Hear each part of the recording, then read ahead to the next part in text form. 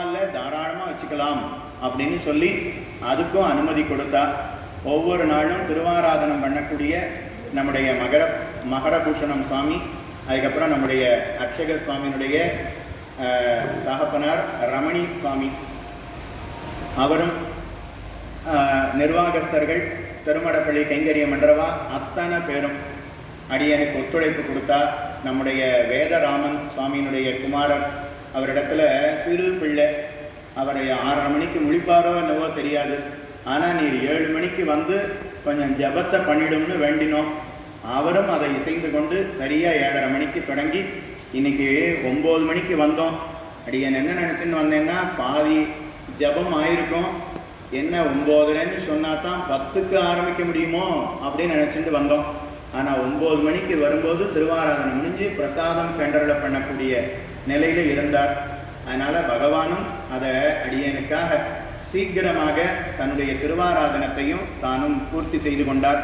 இதுக்கு உதவி புரிந்திருக்கக்கூடிய அனைவருக்கும் அடியனுடைய கிருதஜதையை தெரிவித்து கொண்டு, வந்திருக்கக்கூடியவர்கள், வராமல் வீட்டில் இருக்கக்கூடியவர்கள், அதாவது கேட்கணும்னு ஆசை தான், ஆனால் நடக்க முடியாது, உட்கார முடியாது, நிற்க முடியாது அப்படிங்கிற காரணத்தினால, ஆனால் கேட்கணுங்கிற ஆசை மட்டும் அவர்கள் இருந்தாலும் அவர்களும் கண்ணனுடைய அனுகிரகத்தை பெற வேணுமாய் எம்பெருமானுடைய திருவடி தாமரைகளிலே பிரார்த்தித்து கொண்டு, உங்கள் அனைவருடைய கிரகத்திலேயும் மேலே மேலே கல்யாணங்கள் உண்டாக வேணும், நிறைய வாழ்வில் முன்னேற்றங்கள் உண்டாக வேணும், எல்லாத்துக்கும் மேலே ஞானம் வளரணும், பக்தி வளரணும், வைராக்கியம் வளரணும், இந்த சரீரத்தினுடைய முடிவிலேயே முக்திங்கிறது கிட்ட வேணுமாய் பிரார்த்தித்து கொண்டு அடியோமோடும் நின்னோடும் பிரிவினி இருக்க வேண்டும் என்று சொல்லி இத்தோடு அமைகிறேன்.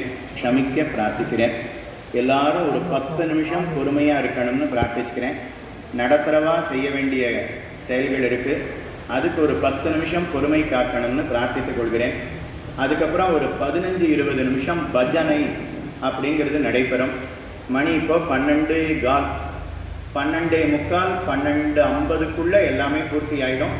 இவா பஜனை பண்ணிட்டு இருப்பா. ஒரு 10 நிமிஷம் கழித்து மெல்லமாக சத்தமில்லாமல் 2 பேர் பிரசாதத்தை சாதிக்கிறதுக்கு நீங்கள் 2 பேர் உதவணும்னு பிரார்த்திச்சுக்கிறேன். 12:50 உங்களுக்கு இலை சேர்த்துடுவா, 1 மணிக்கு உங்களுக்கு இலை சேர்த்துடுவா. நீங்கள் அத்தனை பேரும் பிரசாத ஸ்வீகாரம் பண்ணிக்கணும்னு பிரார்த்தித்து கொண்டு அடியோமோடும் நின்னோடும் பிரிவின்னி இருக்க வேண்டும் என்று சொல்லி இத்தோடு அமைகிறேன். க்ஷமிக்க பிரார்த்திக்கிறேன். மங்களம் கோசலேந்திராய மகனீய குணாப்தயே சக்கரவர்த்தி தனுஜாய சார்வபௌமாய மங்களம். ஸ்ரீமத்யே விஷ்ணு சித்தாரிய மனோநந்தன ஹேதவே நந்தநந்தன சுந்தரியை கோதாயை நித்திய மங்களம்.